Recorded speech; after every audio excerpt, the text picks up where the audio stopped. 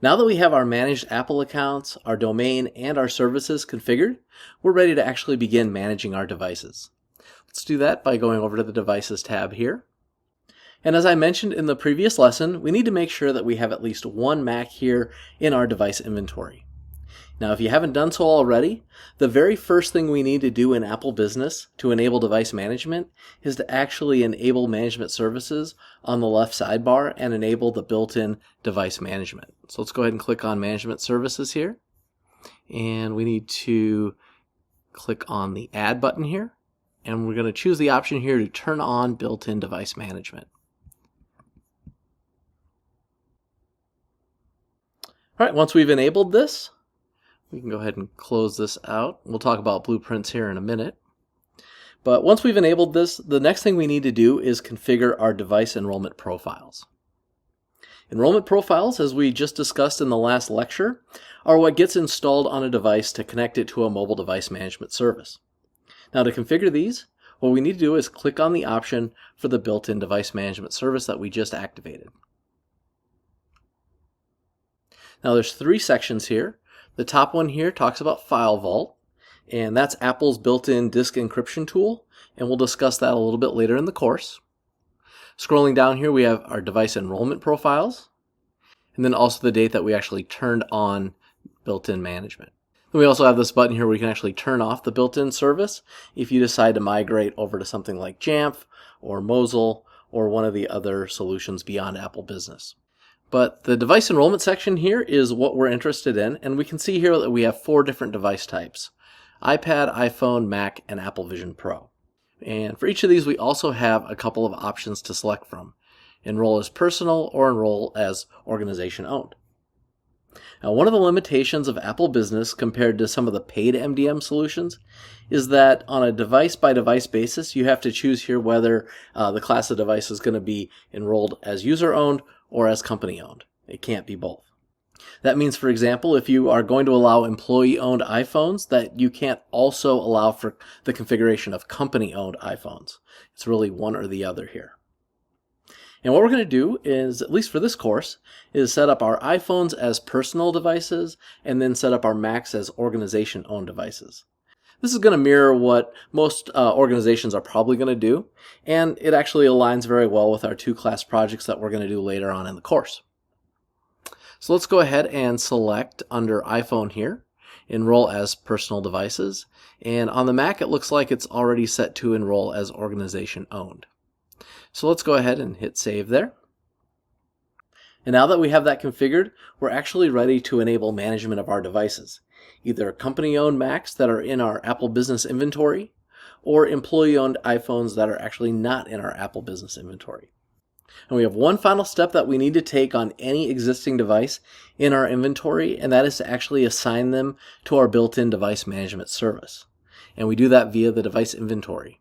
So let's go over here and click on Inventory. And let's use this MacBook Air that I have listed here. We'll just check the box next to it. Now, on the right-hand side, there's going to be some information that Apple Business automatically populates about the device based on the product make and model number. And what we have here is this button that says Assign Device Management. So let's go ahead and click on that. And this is how we actually assign our device to a specific management service. And what we're going to do here is just select Built-in Device Management from the menu. And we'll go ahead and click Continue. It's going to ask us to confirm. And it'll take a minute here to update. And now it's done. So once it's been updated, you'll see that it's assigned to our built-in device management. And we'll go ahead and hit done. And you'll see Device Management Service, Built-in Device Management. Now, you don't have to do these one at a time if you've got a lot of machines. You can actually go through and click multiple ones here, and then actually click on Assign Device Management here. Now, there's one more thing I want to discuss before we move on. So let's go ahead and go back to Management Services here. And you might have noticed that I have a few other device management services listed here, like Mosel and Intune and even Apple Configurator 2. In the event that your organization is using another device management service in addition to Apple Business, you may need to scope which devices get assigned to which device management service. So we can do that by clicking on Default Device Assignment here. And here we've got a list of various different device categories, including the ones we saw before and Apple TV and iPod.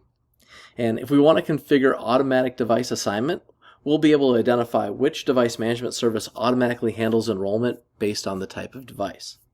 So you can see I've got Apple TV here pointed to Mosel, but I don't have any of these others assigned. So what we want to do here is assign iPhone and Mac to the built-in device management service. So we're going to go ahead and choose built-in, and we're going to choose built-in and hit save. And that's going to ensure that any new Macs or iPhones that get added to our device inventory are going to point automatically to Apple Business as its device management service. And in addition, by configuring this setting, we're actually enabling two additional things. One, whenever a user attempts to add their personal iPhone to management, when they sign in using their managed Apple account, the iPhone is going to check in with this setting and see that it should be directed to the built-in device management for its enrollment profile, and then redirect it.